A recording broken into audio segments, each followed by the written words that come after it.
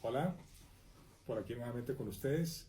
Desde la semana pasada que hicimos un videito respecto a los temas que estamos abordando ahora de comprender un poco las enfermedades, las patologías, la sintomatología, aprender a conocer el organismo para tomar decisiones más conscientes y sobre todo asumir la responsabilidad de lo que nos puede estar pasando en nuestro organismo. Hoy hablemos sobre lumbalgia o dolor lumbar, que es un tema muy frecuente porque la región lumbar duele por muchas causas, por muchas razones, muchos factores. Empecemos por entender que la región lumbar a diferente de la región costal, no hay ningún tipo de reja en la columna lumbar y solamente se sostiene por la columna, esta zona donde están todos los órganos y vísceras. Entonces está muy expuesto, es una región muy sensible y muy delicada. Depende únicamente de musculatura lumbar, los oblicuos del abdomen y el abdomen mismo. Entonces, lumbago se le dice a dolor en esa zona, dolor lumbar, pero el lumbago siempre es por la misma causa. No, empecemos a entender. Primero, descartemos, no nos enfoquemos todavía en la parte esquelética de la columna, sino veamos de la parte muscular. El lumbago, dolor lumbar, por lo general se presenta por un tema de espasmo muscular, contracción muscular.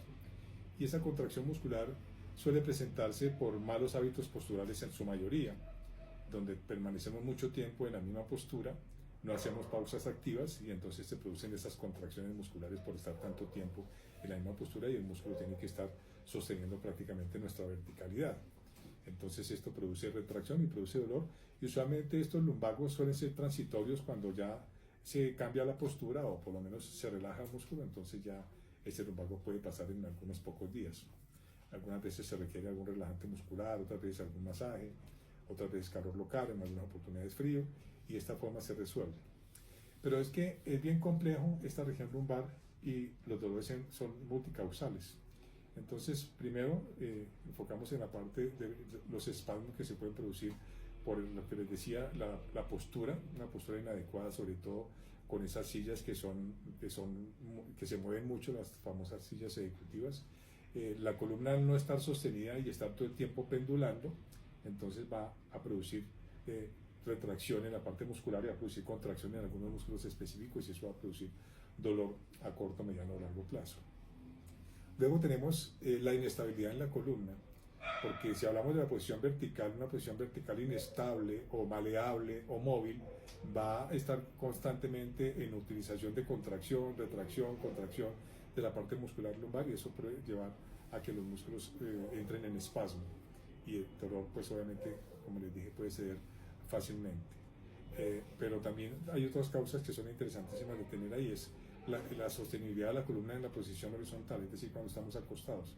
Cuando estamos acostados se busca una superficie más o menos rígida, y usualmente las personas duermen en colchones muy blandos o supuestamente colchones ortopédicos. Pero la verdad es que colchones ortopédicos, los que yo conozco realmente, primero, ningún ortopedista hace residencia en una colchonería como para decir que un ortopedista lo diseñó ergonómicamente para soportar la columna. Entonces, cuando la columna está flotando durante la noche mientras dormimos, es decir, no está completamente sostenida, sino está sumergiéndose dentro de una espuma muy blanda y con resortes aún peor, entonces al otro día la columna va a amanecer con espasmos. Eso lleva a la parte que nosotros nombramos lumbago. Ese lumbago es motivado diariamente y no hay ningún medicamento o ninguna terapia que resuelva mientras que el mecanismo causal siga estando presente. Es decir, uno, la silla, que no es una silla fija, que no es una silla que mantenga la columna sostenida, o un colchón que permita que la columna repose completamente sobre la superficie. Usualmente estos colchones, como les digo, los ortopédicos y de resortes son malísimos.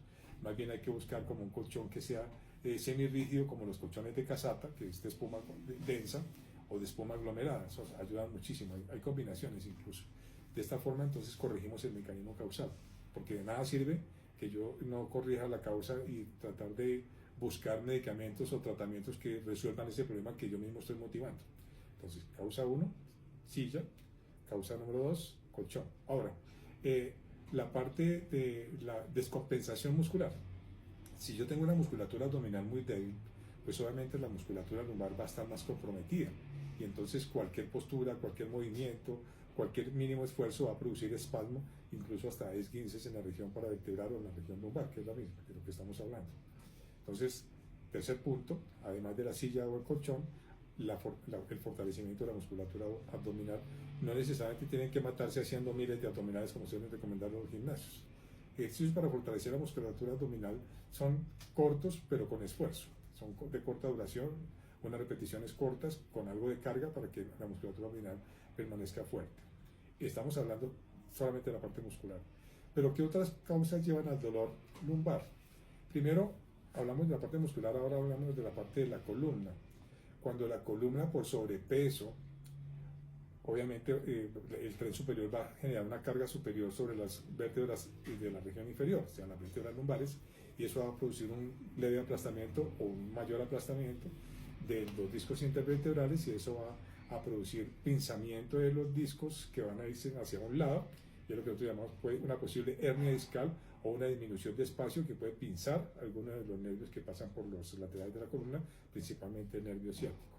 Entonces esto también es provocado, no es accidental, es una cuestión provocada por un sobrepeso o también por el manejo de cargas elevadas en posición vertical en el gimnasio, es decir, hacer sentadillas, hacer ejercicios de carga del tren superior con una carga superior a la que puede soportar mi columna vertebral. Entonces esto va a llevar a que los espacios intervertebrales se vayan estrechando cada vez más hasta lograr el pinzamiento. Ese pinzamiento no es momentáneo que se produzca el dolor. Usualmente, si el pinzamiento va hacia uno de los costados, el disco se suele desplazar hacia uno de los costados de la columna, pero esto no es doloroso hasta que no empiece a entrar en contacto con el nervio y empiece prácticamente a entrar en contacto con él y le va haciendo perder su protección, que es lo que llamamos nosotros la mielina, que es como un encauchetadito que tiene el nervio ahí, y por el roce se va desgastando, y ahí es donde se forma la famosa neuropatía que irradia hacia miembros inferiores, casi no siempre localizado en la parte lumbar, sino en miembros inferiores, que llamamos nosotros la lumbociática, que es el pinzamiento del nervio ciático. Entonces, características que pueden llevar a afectar inicialmente la columna es pinzamiento, disminución de espacio por sobrecarga, por sobrecarga en el manejo en el gimnasio o por sobrepeso que podamos tener nosotros, y mientras que no disminuyamos el peso, no bajemos de peso o no evitemos el manejo de cargas exageradas, entonces ese mecanismo va a seguir estando presente y el dolor va a ser recurrente, y cualquier medicamento que se utilice no va a resolver, así se haga fisioterapia. La fisioterapia lo que procura es espaciar un poquito los discos intervertebrales, las vértebras, para que los discos se suelten un poquito y disminuyan el pinzamiento, pero apenas dejan de hacer la fisioterapia, la columna vertebral vuelve otra vez a producir esa compresión o ese atrapamiento, y el problema sigue su curso. Entonces, la responsabilidad es mía, corregir esos otros mecanismos. Otros factores ya, importante ver la parte del trauma directo. Cuando hay trauma directo por una caída o un antecedente de caída, usualmente lo que se recomienda básicamente sí es una radiografía inicialmente para ver si hay algún tipo de fractura en los cuerpos vertebrales o si en el impacto alguna de las vértebras se logró desplazar. Eso solamente si hubo un movimiento con la carga saliéndonos del eje anatómico, es posible que una de las vértebras se haya desplazado, es decir, se haya corrido o se haya desplazado hacia los costados. Entonces ahí sí es necesaria la radiografía, y ahí el intervencionismo a veces suele ser necesario, o sencillamente con ejercicios de fisioterapia para compensar la movilidad es importante, pero mientras que haya fractura, la cirugía es inevitable. En esos casos sí es inevitable.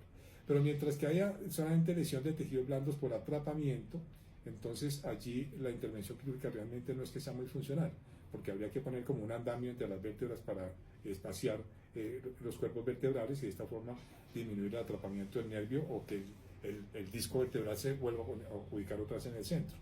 Pero posteriormente, si el mismo mecanismo sigue existiendo, pues se vuelve a desplazar y la hernia vuelve a ser inevitable, porque si la persona sigue haciendo los mismos ejercicios, sigue con el mismo sobrepeso, porque eso puede ser no solamente, sino también movimientos súbitos con una carga, como cuando vamos al supermercado y súbitamente cogemos una bolsa del mercado y hacemos un movimiento inadecuado de la columna, haciendo un movimiento brusco hacia cualquiera de los costados, y eso hace que posiblemente el disco se desplace y forme la hernia. Pero ahí tenemos otros factores importantes a tener en cuenta.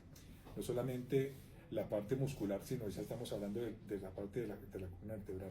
Ahora, la columna también suele desviarse, incluso no puede nacer con la columna un poco desviada, que es lo que nosotros llamamos escoliosis o lordosis. La escoliosis o la lordosis es el movimiento de la columna de desviación hacia uno de los costados, pero si uno nace así, difícilmente se puede lograr enderezar la columna ni con ninguna intervención quirúrgica, o serían procedimientos muy agresivos, porque el cuerpo suele adaptarse a ese tipo de desviación y uno necesariamente no va a sufrir ningún tipo de padecimiento muscular o doloroso mientras que se logre adaptar. Esto ocurre no solamente con el nacimiento, sino de pronto con las tareas cotidianas, la forma de postura nuestra que adquirimos durante nuestro trabajo, nuestro estudio o nuestras actividades cotidianas. Cuando nos sentamos mal, cuando el monitor no conserva la ergonomía de la distancia visual para que nosotros no tengamos que ni agacharnos, ni mirar hacia un lado, hacia el otro lado, entonces la columna va a conservar su alineación. Pero también hay otro tipo de trabajos que nos obligan a hacerlo, como los odontólogos, por ejemplo. Los odontólogos tienen una rotoescoliosis producto de su trabajo porque tienen que trabajar con la columna hacia un costado, porque trabajan con la mano derecha solamente, y al mismo tiempo rotan un poco la columna, y eso hace que a largo plazo existan ese tipo de novedades a nivel de columna y son de muy difícil tratamiento. Sin embargo, pues obviamente se pueden tratar de compensar con ejercicios, con fisioterapia y otras alternativas para tratar de compensar la musculatura paravertebral y la musculatura dorsal, sobre todo en estos casos de los odontólogos o los mismos contadores, ¿no? Los contadores afortunadamente hoy en día trabajan con el software, pero hace muchos años trabajaban con unas libretas de 12 o 13 o 18 columnas, creo, no recuerdo bien, y entonces tenían que trabajar con el cuello todo el tiempo así, terminaban con esa cifosis, es decir, con la cabeza echada hacia adelante, y eso producía dolor lumbar. Hoy no estamos hablando de la región cervical, sino de la región lumbar, entonces no vamos a abordar esa parte de la columna en la región alta o la región cervical.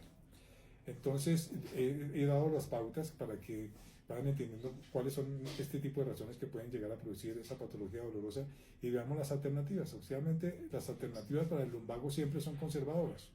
En algunas personas les va muy bien con el calor local, y en otras personas les va muy bien con las compresas frías. Entonces habría que ver con cuál de las dos, pero si es un tema ambulatorio, mientras que se corrige el mecanismo causal, porque si el mecanismo causal, que es la postura o la superficie donde me acuesto, o el tipo de postura o de marcha que yo adquiero, si no corrijo esa postura y no fortalezco la masa muscular de la región abdominal y logro estirar un poco los paravertebrales, entonces mi columna siempre va a estar débil de sostenimiento, ya no hay soporte adecuado de la musculatura para que mi columna vertebral no sufra y no padezca de estos lumbagos que son tediosos y a muy largo plazo, porque lo que siempre encuentro yo en mis pacientes es que llevan una patología dolorosa de la columna lumbar de 10 años, 12 años, y finalmente no se ha resuelto. Pues ¿por qué? Pues porque no han cambiado o no han corregido el mecanismo lesional.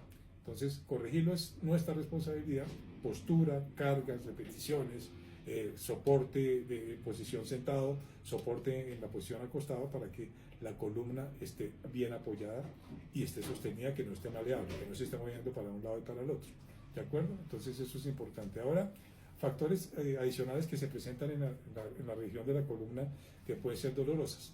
Un colon distendido puede hacer que también inflame el colon hacia la parte de atrás, no solamente hacia el abdomen. Entonces, cuando el colon, personas que tienen disbiosis intestinal porque produce muchos gases, fermentación, dispepsia o distensión abdominal, el colon no solamente se infla hacia adelante, sino también hacia atrás, y allí puede producir dolor en la región lumbar. Ese dolor en la región lumbar provocado por esa parte del colon, si no se corrige esa dispepsia para que no haya tanta fermentación en el colon y esa formación de gases, la columna y la región lumbar puede doler.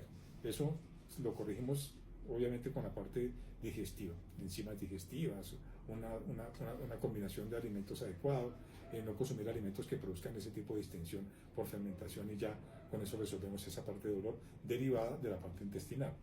Ahora, veamos que también hay patología renal, que cuando el riñón no está filtrando bien o cuando hay alguna infección urinaria suele haber un poco de inflamación y distensión, y eso también se percibe en la región lumbar. Entonces hay que ir descartando cada uno de los puntos que pueda ser el motivo por el cual sienta ese padecimiento, y mientras tanto, si no lo hago, pues perdón, seguiríamos utilizando medicamentos que únicamente van a enmascarar dolores que no soy consciente de cuál es mi responsabilidad, qué debo hacer para corregir. Hablando ahora de otro tema también importante, la disbiosis intestinal. Casi siempre yo que abordo estos temas hablamos de la patología de la microbiota. Cuando hay una disbiosis intestinal, Entonces no solamente se produce fermentación de los alimentos con distensión del colon, sino también hay algo muy importante y que recientemente se analizó, y es que hay bacterias, cuando hay disbiosis, cuando no hay una microbiota saludable, hay bacterias que son insanas, que llegan por el torrente sanguíneo también a la región de las mesetas de la columna vertebral, y allí producen degeneración del cartílago y del disco intervertebral, produciendo artrosis. La artrosis no solamente se da por percusión mecánica, sino también por biodegradación, por bacterias que no es que se van a tratar con antibióticos, solamente con corregir la microbiota intestinal ya disminuimos esa carga bacteriana que puede estar dentro de las articulaciones de las vértebras, produciendo una biodegradación de los tejidos blandos, específicamente del cartílago. La artrosis, otro tema, abordémoslo. La artrosis se da por temas que ya habíamos tocado anteriormente, puede ser un factor hereditario en donde el cartílago se pierde a una velocidad mayor al que se recupera o se regenera, y eso pues obviamente hay que entrar a abordarlo para regenerar el cartílago dentro de la articulación, no con los medicamentos que suelen dar, como les decía en el capítulo anterior, de cartílago, de tiroburón, glucosamina, condroitín, colágeno, eso una vaina no funciona para nada. Fundamentalmente cuando hay deficiencia de silicio no hay una adecuada formación y regeneración del cartílago intervertebral, y entonces los espacios se van a ver disminuidos no por el aplastamiento, sino por pérdida de tejido estructural del cartílago intravertebral, y esto va a hacer que los espacios se disminuyan. Y una cosa importante, cuando este cartílago se deshidrata por el aplastamiento, porque la gente que corre en superficies muy rígidas o que realiza ejercicios aeróbicos de mucho impacto, producen percusión y van machacando prácticamente ese cartílago hasta que lo quiebran. Entonces cuando ese cartílago se quiebra, se fragmenta, y esos pequeños fragmentos pueden producir algo que por la superficie del hueso que se desprende se llaman osteofitos. Esos pequeños osteofitos son partículas que producen una respuesta inflamatoria, y esto es lo que produce dolor a final de cuentas. Entonces esos osteofitos a veces terminan en puntas que chuzan de adentro hacia afuera, y este dolor pues obviamente no lo va a resolver un antiinflamatorio ni un analgésico. Entonces hay varios mecanismos por los cuales nosotros podemos intervenir de manera adecuada, y no solamente ceñirnos a que me mandaron naproxeno, me mandaron ibuprofeno, me mandaron fisioterapia, si yo no estoy corrigiendo los mecanismos que me están causando ese problema lumbar, o si no soy consciente de cuáles otras características tienen que ver el riñón, la parte del colon por la disbiosis intestinal, la parte de la biomecánica o la ergonomía funcional de la silla, de la cama, del colchón, es decir, de factores mecánicos involucrados, del cargar las bolsas del supermercado de una forma inadecuada, de levantar las cargas sin flexionar las rodillas, sino dejarlo a expensas de la columna. Eso también resulta ser muy frecuente, que las personas no flexionan las rodillas para levantar pesos, sino que flexionan la cadera, y desde ahí al elevar la carga pues obviamente producen el espasmo muscular, o pueden producir alteraciones en la columna desde una hernia hasta un esguince. Entonces con esos punticos, cualquier pregunta, como siempre, por lo interno en el video que suba en adelante, y nos vemos en una próxima oportunidad. Gracias por su atención y un buen día.